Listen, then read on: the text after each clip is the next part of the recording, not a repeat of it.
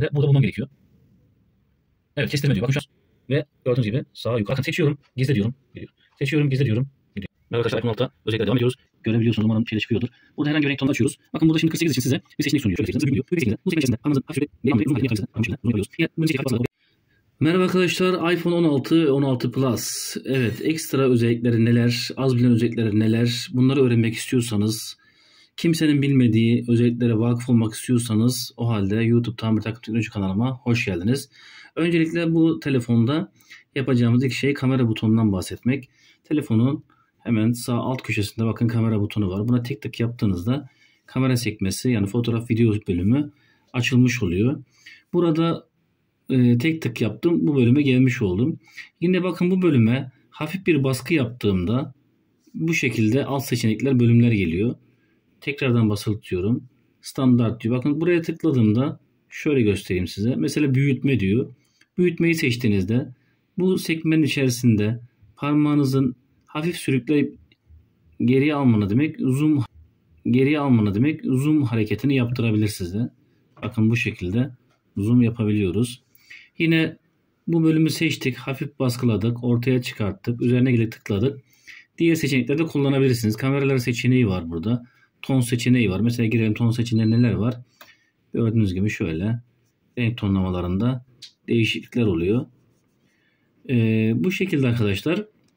Eğer bu bölüme uzun süreli basılı tutarsanız da siz bunu video olarak kullanıyorsunuz. Basılı tutuyorum. Bakın şu an videoya geçti.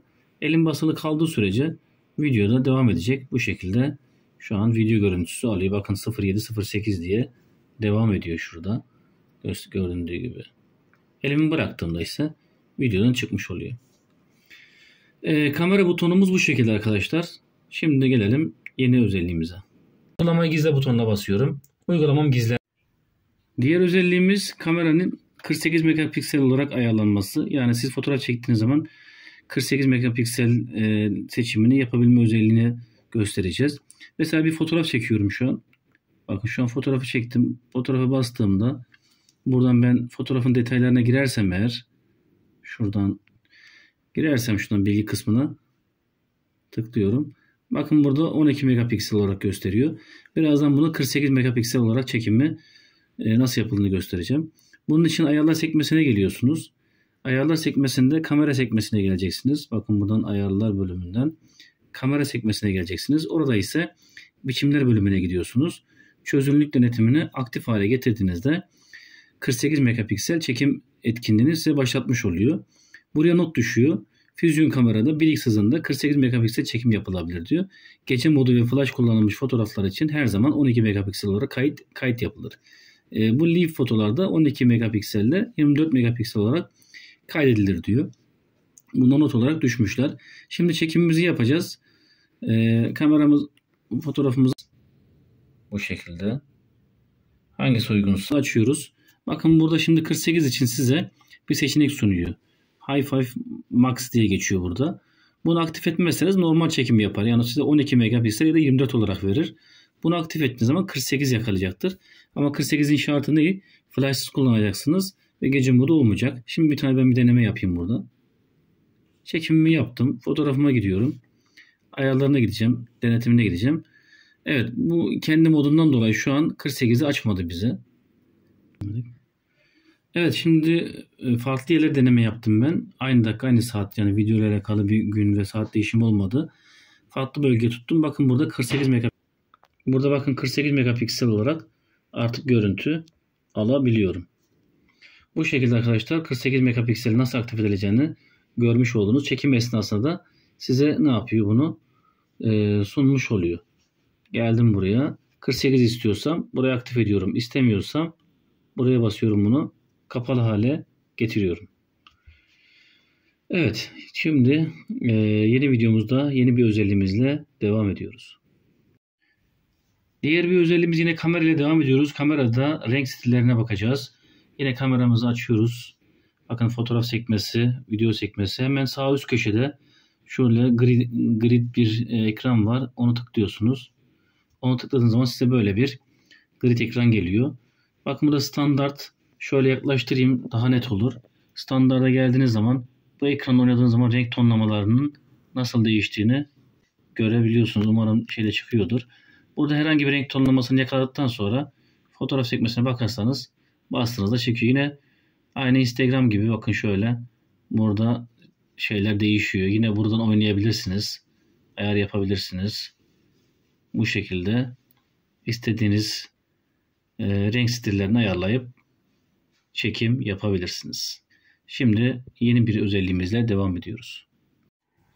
Evet, iPhone 16 ve 16 Plus'ta yine kamera özelliklerini öğrenmeye devam ediyoruz. Burada işte şimdi makro moda geçeceğiz. Yine bu şekilde kamera moduna geçmiş olduk. Makro modda arkadaşlar makro dediğimiz yani yakın çekim, en yakın çekim diye adlandırabiliriz. Mesela şuradan en yakın çekim almak istiyorsunuz. En yakın çekim noktasına yaklaştığınız zaman solda hemen sizin makro seçeneğiniz geliyor. Bakın burada bir çiçek var. Bunu aktif edebiliyorsunuz. Yani artık bunu parmağınızla bastığınız zaman pasif hale getirdiniz. Açtığınız zaman aktif hale gelmiş oldu. Bu aktif moddayken çekim yapabilirsiniz. O halde size iyi bir makro yakın çekim verecektir. Bu şekilde arkadaşlar. Uzaklaştırdığım zaman bakın makro seçeneğe gitmiş oluyor. Yaklaştırdığımda ise makro seçeneği gelmiş oluyor. Bakın kapatalım. Kapattığımız zaman çekimde de bir anormallik oluyor. Yani görüntü netliği gidiyor. Makro seçeneği aktifken çekim yapabiliriz. Yine buradan uzaklık yakınlık ilişkisi var. 1x'te makro aktif çekebilirsiniz. Makronun kullanımı da bu şekilde. Yakın çekim makro istemiyorsanız yaklaştırdığınız makro seçeneğini kapatabilirsiniz. Evet, iPhone 16 serisinde yeni bir özellikle devam edeceğiz. Merhaba arkadaşlar, iPhone 16'nın özelliklerine devam ediyoruz. Şimdi bu bölümde simge boyutu, simgeyi taşıma ve aynı zamanda simgenin renkleriyle nasıl oynayabiliyoruz ona bakacağız. Bunun için yapacağımız işlem ekranda herhangi bir yerde boş bir şekilde basılı tutuyoruz ve bu şekle geliyor. Buradan yukarıdan artı sekmesine geliyorsunuz ve özelleştir. Eğer İngilizce kullanıyorsunuz customize diye geçiyor bildiğim kadarıyla. O var. Özelleştir seçeneğini yaptıktan sonra böyle bir ekran geliyor. Burada simge boyutlarını değiştirebilirsiniz.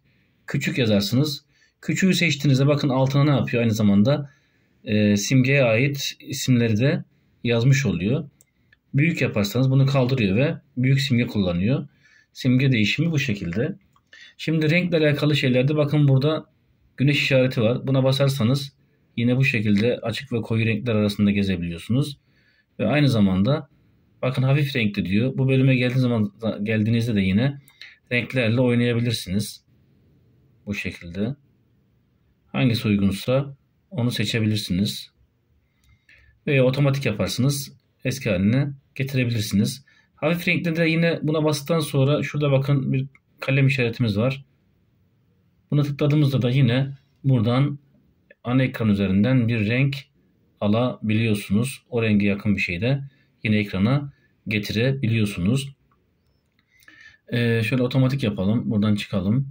Şimdi burada ne kaldı arkadaşlar? Simgeyi nasıl hareket ettirebilirsiniz? Ona bakacağız. Herhangi bir yerde veya herhangi bir simgenin üzerinde basılı tutuyoruz. Yine bu şekilde bakın eksi işareti var kenarlarda. Aynı zamanda hareketli. İşte bu bölümdeyken hangi simgeyi taşımak istiyorsanız üzerine basılı tutuyorsunuz. Elinizi çekmiyorsunuz ve istediğiniz yere sürükleyip bırakabilirsiniz. Alırsınız buraya bırakabilirsiniz. Böyle. Bunun için illa boş bir yer şart değil. Simgenin üzerindeyken de basılı tutabilirsiniz. Baktınız bu hale geldi. Bu herhangi biri seçmiyorsunuz. Yine simgenin üzerine basılı tutup taşımaya devam ederseniz de yine taşıma yapabilirsiniz. Evet, yeni bir özellikle buluşmak dileğiyle devam ediyoruz. Merhaba arkadaşlar, devam ediyoruz iPhone 16'da. Bu sefer uygulamaları Face ID ile açılacak hale getireceğiz. Face ID şartı koyacağız. Ve aynı zamanda uygulamayı nasıl gizleyeceğimizi göstermeye çalışacağım. Bunun için bir örnek uygulama seçiyorum. Uygulamanın üzerine geldim, basılı tuttum. Face ID gereksin diyorum. Bunu seçiyorum. Bunu seçtiğimde bakın seçenek var. Face ID gereksin, gizle ve Face ID gerektirir. Şimdi birinci işlemde Face ID şartı koyuyor ve aynı zamanda uygulamayı burada görebiliyoruz. Önce bunu görelim. Uygulamamız burada arkadaşlar. Giriş için Face ID şartı istiyor gördüğünüz gibi. Face ID ile açabiliyoruz. Geri yapıyorum. Şimdi basılı tuttum. Face ID gerekmesin diyebilirsiniz. Kaldırabilirsiniz. Face ID gerekmesin yapıyorum. Evet, şu an kaldırdı muhtemelen. Şimdi basılı tuttum. Face ID gereksin diyorum. İkinci seçenek gizli ve Face ID gerektirir. Burayı iyi takip edin. Nereye attığını göstereceğim. Burada nasıl çıkaracağınızı da göstereceğim. Gizli ve Face ID gerektirir. Şu an sizi uyarıyor. Gizlenen uygulama böyle bir simgenin içerisinde gözükür diyor. Bu uygulama için bildirim, arama ve uyarı alamazsınız diyor. Yine açmak için de işte Siri veya Face ID ve parolanız gereklidir diyor. Uygulamayı gizle butonuna basıyorum. Uygulamam gizlendi artık.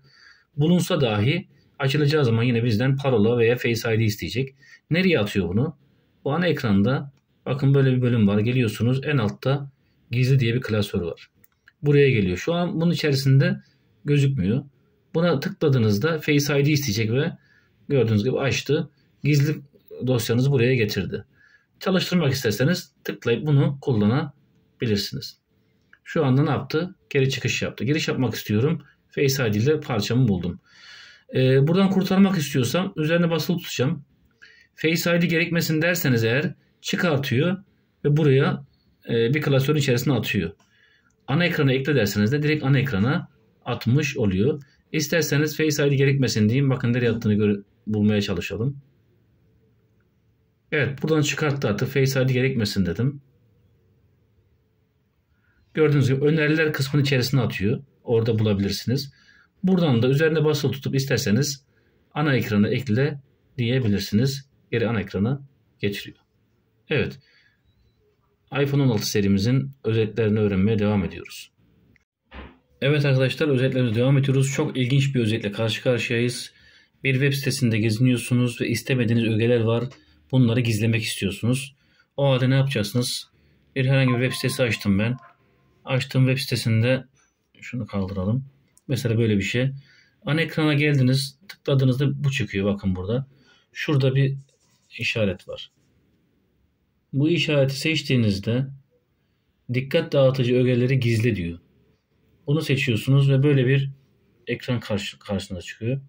Bakın seçiyorum. Gizle diyorum. Gidiyor. Seçiyorum. Gizle diyorum. Gidiyor. Alt alta 3 tane vardı. Bakın şurada görseller diye bir bölüm var. Seçtim, sildim. Şurayı seçiyorum, sildim. Yani ekranda beğenmediniz, sizin hoşunuza gitmeyen, okumanızı zorlaştıran ne varsa hepsini bu şekilde silebiliyorsunuz. Silme işleminizi yaptınız. Bitti butonuna basabilirsiniz. Mesela geriye gittiniz. Sonra geri bu sayfaya geldiniz. Bu sayfaya ne zaman gelirseniz burada gizli sekmesi gözüküyor. Bakın göz sekmesi var şurada hemen. Yine buraya basıp gizli ögeleri göster diyebilirsiniz. Gösterdiğiniz zaman size seçenek sunuyor. Göster butonuna bastığınız zaman geri eski haline getirebilirsiniz. Bu şekilde arkadaşlar yeni bilgilerle iPhone 16 serisine devam ediyoruz. Evet, yeni özelliğimizde kontrol panelini nasıl düzenleyeceğimizi göstereceğim ve çok ilginç bir özellikle karşı karşıyayız. Yukarıdan aşağı geldim, kontrol panelini açtım. Klasik bir bilgi olacak ama buraya basılı tuttuğumuz zaman artık kontrol panelini istediğimiz yere hangi simge istiyorsak üzerine basılı tutup gezdirebiliyoruz. Burada kontrol panelinde bu simgeleri genişletebiliyoruz. Sağa ve sola doğru genişletebiliyoruz. Onun için şuradaki bakın böyle yarım yay gibi bir şey var. Onu çembere değmeden biraz daha dışarıdan yakalıyoruz. Ve gördüğünüz gibi sağa yukarı ve bu şekilde aşağı ve yukarı gibi genişletip değiştirebilirsiniz. Dediğim gibi hafif dışarıdan kenardan yakalıyorsunuz. Öyle açıyorsunuz. Alışana kadar biraz zor oluyor. Bunu kimler yapabiliyorsa yorumlar kısmında başardım yazabilir. Bu şekilde bir etkinlik oluşturabiliriz. Gördüğünüz gibi bu şekilde ekranınızı kontrol panelinizde ayarlayabilirsiniz arkadaşlar. iPhone 16'da yeni bilgiler serisi devam ediyor. Evet arkadaşlar, iPhone 16 bu bölümde kontrol paneline olmayan bir uygulama varsa buraya nasıl ekleyeceğinizi göstermeye çalışacağım. Kontrol paneli için ne yaptık? Yukarıdan aşağı geliyorduk. Basılı tutuyorduk. İstediğimiz gibi bunları gezdirebiliyorduk değil mi? Sahada nereye koymak istiyorsak. Şu kenardan gelip bunların boyutlarını ayarlayabiliyorduk. Şimdi ne yaptık? Burada istediğimiz bir uygulama yoksa o halde denetim ekle diyeceğiz. Denetim ekle geldikten sonra hangi uygulamayı istiyorsak işte düşük güç modu, işte kodu tara falan vesaire, ekran yansıtma gibi özellikler var burada. İşte bunu istiyorum derseniz siz ne yapıyor? Buraya gelip ekliyor. Bakın isterseniz de buradan ebatını ayarlayabilirsiniz. Bu şekilde kontrol paneli ekleme yapabilirsiniz. iPhone 16 serimizde yeni bilgiler öğrenmeye devam ediyoruz. Merhaba arkadaşlar, iPhone 16'da serilerimiz devam ediyor. Bu bölümde eylem düğmesinin nasıl kullandığını göstereceğim. Nasıl bir eylem atayabiliriz onu göstereceğim. Yani şu düğmeden bahsediyorum. Şimdi burada izlenciler bölümüne geliyorsunuz. Şu simgeyi seçtiğiniz zaman kestirmeler bölümüne getiriyor size. Hangi eylemi, hangi komutu uygulamak istiyorsanız buradan direkt arayabilirsiniz. Mesela ben yönü uygulamak istiyorum. İşte yatay yapsın, dikey yapsın gibi bu butona bastığımda. O halde şuraya yön yazalım. Yön kilidi ayarla diyor. Bunu seçiyorum. Şu an ayarlanmış oldu. Artık buradan çıkabilirim. Bunu nereye atıyor arkadaşlar? Bunu eylem kilidinin olduğu bölüme atıyor. Ayarlar sekmesine geliyorum. Ayarlar sekmesinde ise aşağı bölümde eylem düğmesi diye bir bölüm var. Buraya geldiğimde burada bulmam gerekiyor. Evet, kestirme diyor. Bakın şu an burada ben atlamış olduğum bölüm kestirme olduğu için direkt kestirme olarak geçiyor. Bizim oradaki hani atmış olduğumuz kestirme buraya geliyor. Yönle alakalıydı, geldi. Kestirmeyi seç dedim. Kestirmeyi seçti. Baktım pardon, kestirmelerde ara geldi. Bakın yön kilidi kestirmelerde aradı. Yön kilidini ayarla. Veya kayıt yarat. Daha önce atamışım mesela. Bunu da seçebilirim, fark etmez. Yön kilidini ayarla diyorum. Artık yön kilidi ayarladıktan sonra bunu kullanmış oluyor. Buradan çıkıyorum. Mesela örnek veriyorum. Buradan bir ne açalım? Bir YouTube kanalı açalım. Evet, açtım. Mesela aldım yatayda şu an. Bakın bu butona basılı tutacağım. Dikey hale getirecek. Eylem düğmesi bakın ne yaptı? Harekete geçti. Veya basılı tuttum. Geri yatay hale getirdi. Yani siz burada alan geniş. Burada telefonun bir sürü komutları var. Bir sürü uygulamalar var. Bir sürü hareketleri var. Bu eylem düğmesine tanımlayabilirsiniz. Tanımlama öncesi ne yapmamız gerekiyor? İzlenciler bölümündeki kestirmeler bölümüne tanımlama yapmamız gerekiyor. Daha sonra onu gidip oradan eylem düğmesi bölümünden seçmemiz gerekiyor. Evet arkadaşlar, yeni bilgilerde iPhone serisiyle devam ediyoruz. Görüşmek üzere. Merhaba arkadaşlar, iPhone 16'da özelliklere devam ediyoruz. Gözle takip özelliğini şimdi göstereceğiz.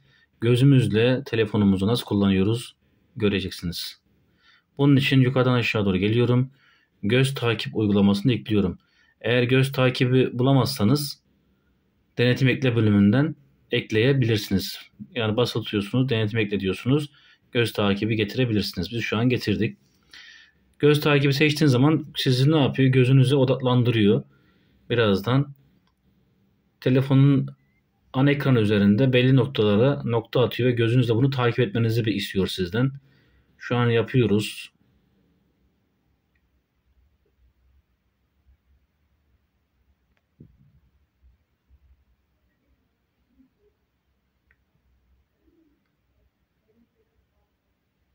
Evet, şu an göz hareketlerinizi kayda alıyor.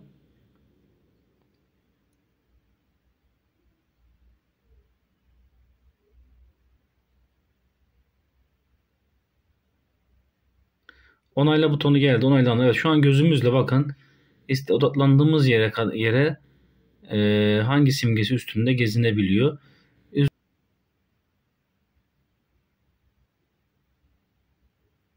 Evet. Gördüğünüz gibi bir yeterli oluyor arkadaşlar. Uygulamadan nasıl çıkacaksınız onu da gösterelim. Reklam olmasın diye aşağı indirmiş oldum arkadaşlar. Şöyle. Amacımız faydalı bir içerik üretmek. Hiçbir reklam amacımız yoktur. Onun da bilginiz olsun. Bu uygulamadan nasıl çıkıyoruz? Yine geldik. Kapama butonuna bastık. Vazgeç tamam diyor. Tamam dersek gözle kontrolden çıkış yapmış oluyoruz. Bu şekilde arkadaşlar.